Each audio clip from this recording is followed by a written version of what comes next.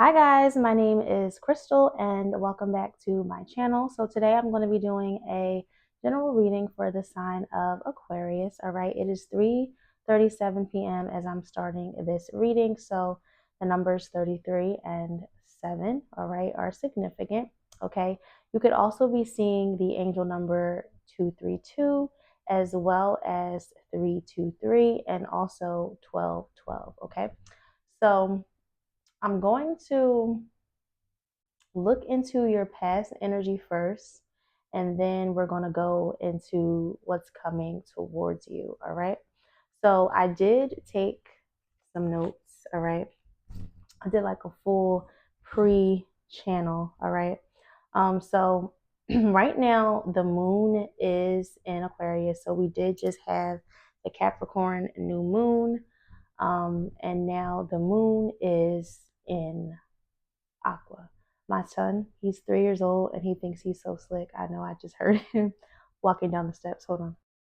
Okay, so I don't know. Why do I feel like that's symbolic too, right? You guys could also be seeing 111 because he just snuck down the stairs as if I wasn't going to hear him going down the steps. And to me, that could be like significant to some of you Aquas too, where it's like, being underestimated and people not realizing how smart maybe you actually are. Okay, so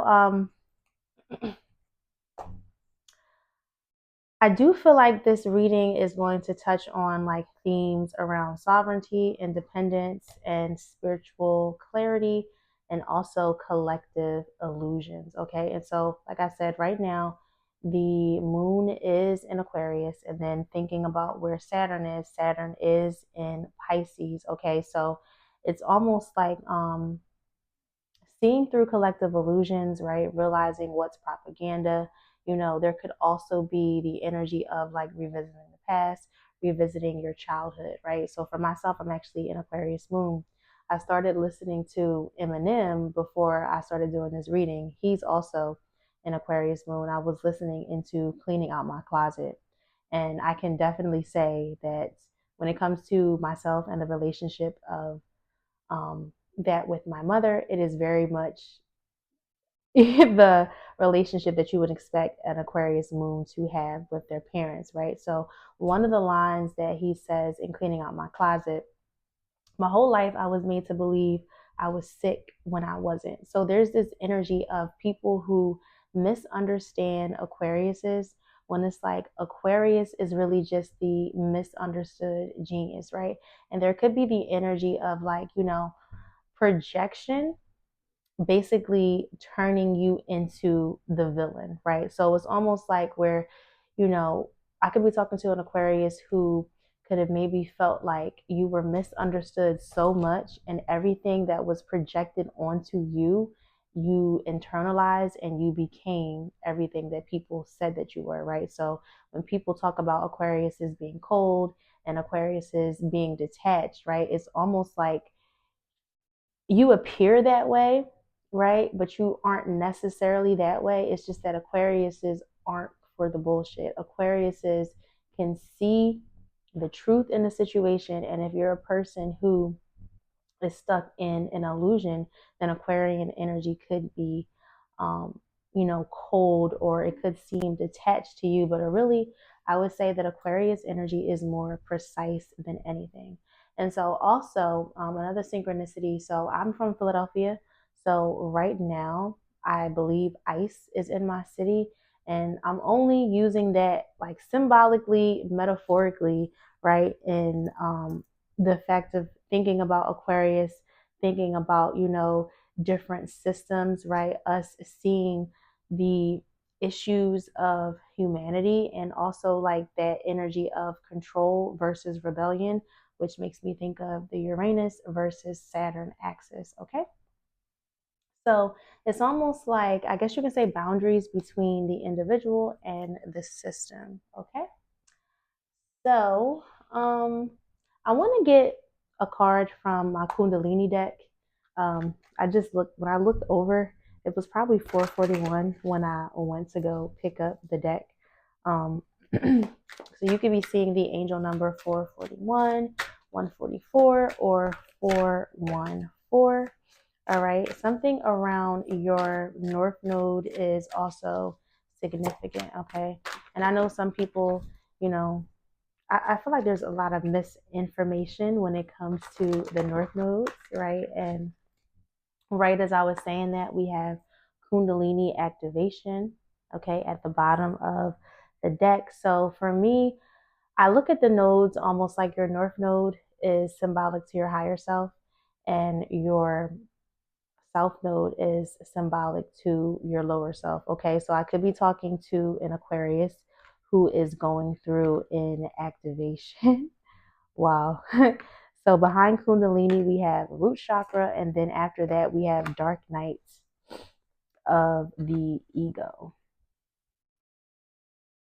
Okay, and the Kundalini starts at the base of the spine, the root chakra, uncoils until it travels all the way up and it hits your crown, right? So the serpent, right, in the Bible is the Kundalini, right, at the root, going all the way up to the crown. Okay, so um you guys could definitely be going through a Kundalini activation. You could be having to face yourself. Okay, so you could be going through a dark night of the soul. All right, so let's see. I'm gonna start with a moonology card to set the tone, and then I'm gonna go ahead with the tarot. All right.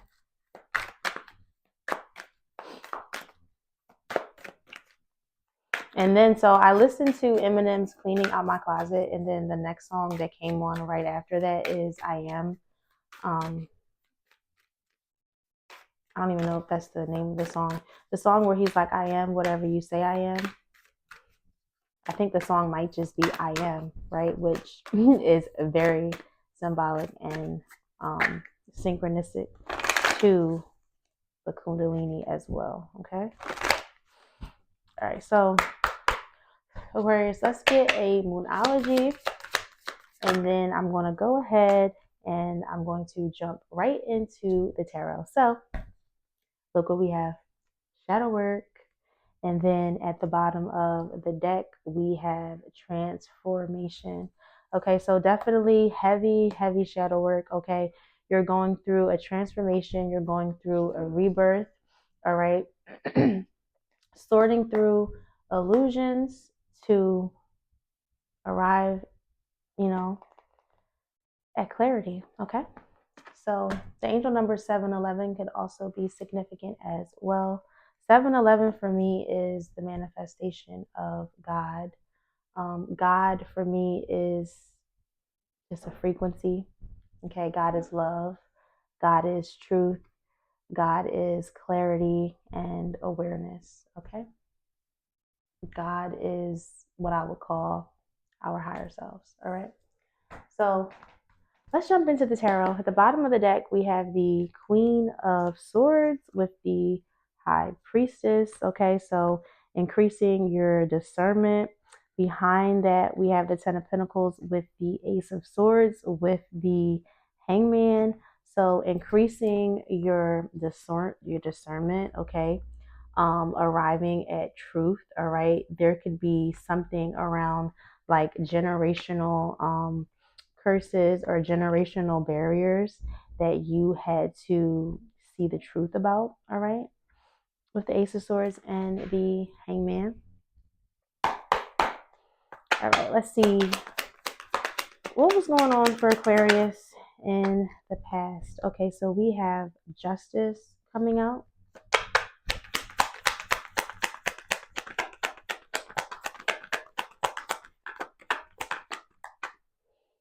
With the Five of Pentacles.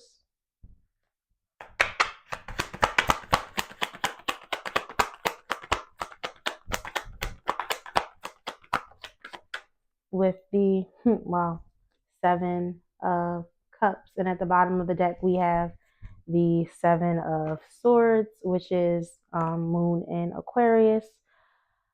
Okay, so with the Justice, Five of Pentacles, and the Seven of Cups, right? Feels like looking for some type of balance, all right? Five of Pentacles, you could have felt isolated. You could have felt left out in the cold. You could have felt like, maybe your path is separating you from others. Okay. With the Seven of Cups, there could have been, like I said, a lot of illusions, a lot of choices, a lot of things that you had to see clearly and decipher through and discern. Okay. So this is part of the shadow work that it looks like you are doing. Okay, you're strategizing, you are sitting with yourself. Okay, we have the Seven of Swords with the Two of Swords. Give me one moment, because my son, right, it's so funny. He's a Cancer. He's a Cancer sun in the eighth house. He has Aquarius in his third house, but he doesn't have any planets in Aquarius. And with Aquarius being in his third house, I just feel like it's just his mind and the way he perceives things is going to be very Aquarian, and like he thinks he's slick at the age of 3. Hold on, because he's in my bathroom. Hold on. All right, so let's see. What is this Justice? Okay, so we have the Two of Cups. What's the Five of Pentacles? We have the Three of Wands. And what's the Seven of Cups? We have the Hangman. Also, the Hangman over the Seven of Cups. So with Justice and the Two of Cups, right, that definitely makes me feel like things balancing out within yourself. Okay. I'm thinking of like duality. I'm thinking of harmony. I'm thinking of the 232, like I said, right, with balancing your yin and yang, right, balancing yourself with your mind, right? Seeing the dualities about life, seeing the dualities about the energies in which you possess, okay?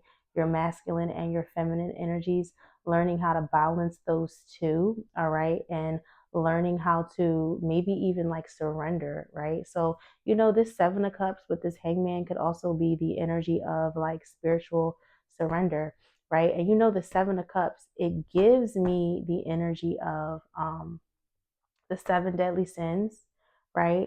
Like almost like the seven stages of Scorpio. And it's funny, I have a Scorpio North Node, right? So I have a Scorpio North Node, Jupiter in Scorpio, Pluto in Scorpio, all in the third house, right? So when I think about Scorpio energy, and when I think about the seven stages of ascension, it reminds me of the seven chakras, right? It reminds me of that Kundalini activation where it's like you are learning to surrender spiritually, right? You are leaning on faith instead of leaning onto fear, right? And you're finding some type of like spiritual and mental clarity, all right? With the Seven of Cups, too, I almost feel like, this could have been like different coping mechanisms or different coping choices, right, that you're needing to move away from, right? Because with the Five of Pentacles and the Three of Wands, right, the Three of Wands is expansion, is growth, it's forward movement, right? So something around your finances could also be significant for you, right? So if I'm talking to any Aquarius risings out there, then you would actually have Pisces in your second house, right? And that's your money house. So there could be a need to work on surrender, right? When it comes to Piscean topics, right? Um, just choosing truth over illusion, right? Not falling into propaganda. Okay. Let's see. What's this Justice with the Two of Cups? We have the Three of Pentacles. The Three of Pentacles reminds me of like mind, body, and spirit, right? Getting everything aligned, right? Like I don't know if I said this before, and I might have said it in another reading, but I grew up watching Charmed. Charmed was my favorite TV show, and I just saw 144. So for those of you that are out there that like shows like Charmed, right? I do believe that there is like symbolic truth in most things, and it's almost like you just have to sort through to have like discernment to be able to pull different metaphors out of things and see the truth in them. So I grew up as a child. I love Charmed. It was my favorite TV show. And the three sisters, you know, they would say, give me 1 second. He's still in my bathroom.